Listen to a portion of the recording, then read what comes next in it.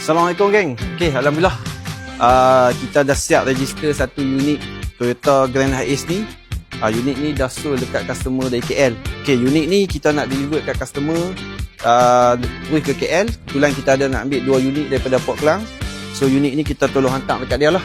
Okay, so jom follow journey kita deliver kat customer ni. Jom. Okay, Alhamdulillah kita bergerak naik ke tol Alostar. Okay, kita baru sampai dekat terowong monorail.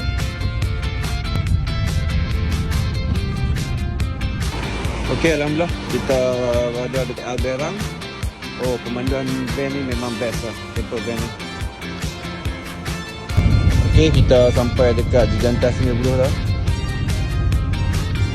Pemanduan memang best ni.